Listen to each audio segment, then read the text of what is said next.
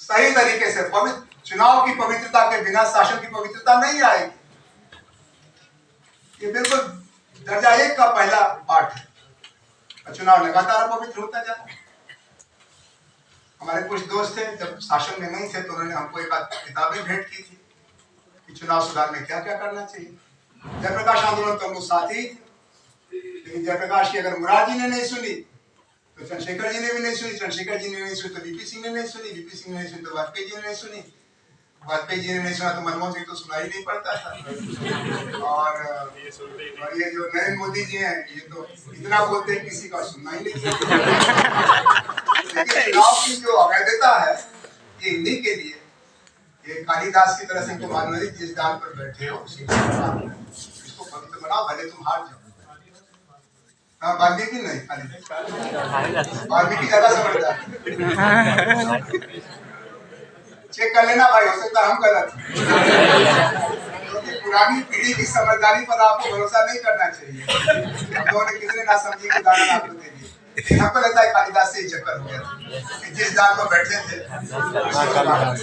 हमारी राजनीतिक दलों के नेता भी जिस दान पर बैठे हैं, पार्टी में आंतरिक लोकतंत्र नहीं और चुनाव में धनतंत्र का वर्चस्व। फिर हमने जो कहा आंतरिक लोकतंत्र, सुनने की क्षमता, ये कल्चरल क्वालिटी है, एक सांस्कृतिक गुण है। और हमारे यहाँ तो पहले से था शास्त्रार्थ का, पंचायत का। फिर हम कैसे फंस गए इस अथॉरिटेरियन फ्रेम ऑफ माइंड में, हम कहें तो वैसे ही और आपको हम सुनना भी नहीं चाहते। और फिर जो 3 सवाल है नागरिकता निर्माण का, हम कितने भारतीय हैं खुद सोच करके देखिए।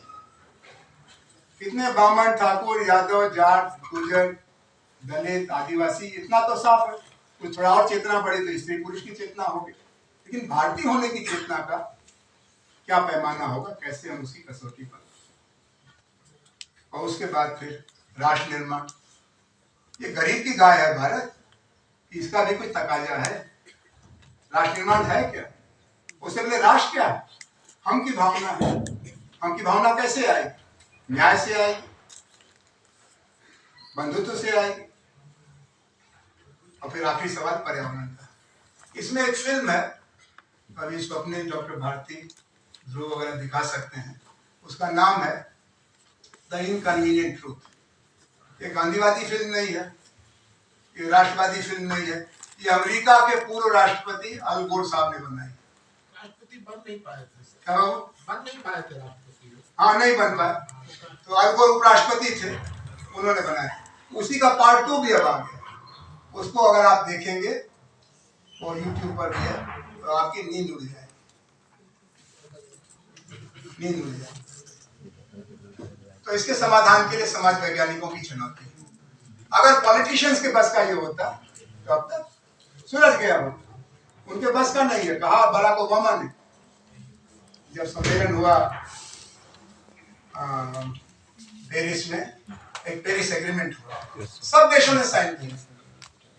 ओबामा ने कहा कि हमारे देश, ओबामा पर आरोप लगा दुनिया के 6% लोग तुम्हारे देश में रहते हैं, 6%, और दुनिया का 20% लोग कमाते हैं, अपनी जीवन शैली बदलो। उसने साफ कर दिया ये मेरे बस का नहीं, हमारा जीने का तरीका यही, कोई और तरीका बताइए, कुछ जुर्माना लगा दीजिए, लेकिन हमारी जीवन शैली, वहां तो दाढ़ी भी मर्द लोग बिजली से बनाते हैं, इलेक्ट्रिक रेजर होता है। जहां इतनी प्रकृति के दोहन पर निर्भरता हो तो राजनीतिज्ञों का बस का नहीं। बराक ओबामा ने हाथ खड़ा कर दिया, 2 बार प्रेसिडेंट था अमेरिका का, ब्लैक था। मीडिया के भी बस का नहीं। मीडिया के जो विज्ञापन में पैसा आएगा वही छापेगा। शराब का है तो शराब छापेगा, तंबाकू का हो, कैंसर तो होता रहेगा, हमको तो नहीं हो रहा, जब हमको होगा तो मर जाएंगे, ऐसा भी क्या। मीडिया के बस का भी नहीं। मीडिया एक मार्केट गेम में फंसी हुई है, चाहे हॉलीवुड हो, चाहे बॉलीवुड हो, चाहे इलेक्ट्रॉनिक मीडिया हो, चाहे प्रिंट मीडिया हो, उसकी अपनी इकोनॉमिक्स इंडस्ट्री है। और कवियों दार्शनिकों के कहने से तो कोई सुनता नहीं। हर धर्म का बड़ा गुरु तो बड़ा दार्शनिक था ना, हजरत मोहम्मद, जीसस क्राइस्ट, महात्मा बुद्ध। इनकी कोई सुनता है? नहीं सुनता। किसी धर्म में प्रकृति के प्रति, अन्य लोगों के प्रति इस तरह से निर्मम होकर के अन्याय का कहीं सैंक्शन नहीं है। अष्टादश पुराणेषु व्यासस्य वचनम द्वयम् परोपकाराय पुण्याय, परोपकार पुण्य है, पापाय प्रतिदिनम। लेकिन वो कहते हैं कि दिन कम से कम 365 दिन, एक दिन तो शाकाहारी बन के देखो। एक जैन मुनि है, वो एक दिन कहते हैं, दुनिया में एक दिन अहिंसा दिवस मनाया जाता है, बाकी 364 दिन मुर्गी खाओ, बकरी खाओ, सुअर खाओ, गाय खाओ, आदमी को छोड़ के जो मिले सब खाए। कोई आंदोलन चल सकता है? नहीं चल सकता। तो धर्म गुरुओं और संस्कृति गुरुओं के बस का नहीं है। हाँ, अगर समाज वैज्ञानिक विश्लेषण करके बताए कि कारण क्या है और समाधान की दिशा क्या है, तो लोग सुनते हैं। एक उदाहरण देकर मैं अपनी बात करता हूँ। हल्ला मचा भारतीय महिला आंदोलन की तरफ से कि औरतों को मारा गया था। गर्भ में ही माँ का गर्भजल की जांच करके पता लग जाएगा कि संतान का लड़की होगी कि लड़का होगा। लड़की अगर होगी तो मार देना। माँ क्या करे बेचारी, बहू है। समाज वैज्ञानिकों ने भी इस सच को सुना और कहा कि हरियाणा के कुछ जिले ऐसे हैं जहां लिंग अनुपात 1000 पीछे 800 हो गया, 700 हो गया। पागल हो जाओगे तुम लोग, समाज चल नहीं पाएगा। कुछ समय हरियाणा वाले आसाम से, बांग्लादेश से बहुएं खरीद के लाते रहे, उसके बाद वो भी रास्ता बंद हो गया। आज हरियाणा की सरकार देश में सबसे ज्यादा प्रतिबद्ध है बेटी पढ़ाओ बेटी बचाओ। लड़की के जन्म के साथ उसके नाम पर खाता खुलता है और सरकार से आप मांगते नहीं हो, उसके नाम पैसा जमा होता है कि तुम इसकी चिंता मत करना, सरकार इसकी चिंता करेगी। ग्रेजुएट होने के लिए यानी इंटर पास करने के बाद 25,000 रुपया। जब हरियाणा की सरकार ये करने लगी तो उत्तर प्रदेश की सरकार करने लगी, उत्तर प्रदेश की सरकार करने लगी, राजस्थान की सरकार, सारे हिंदुस्तान की सरकार आज स्त्री होने के गौरव को सम्मानित करने में लग गई। और इसका निर्णय जेंडर स्टडीज वालों ने कराया, इसका निर्णय सोशल साइंटिस्ट ने किया।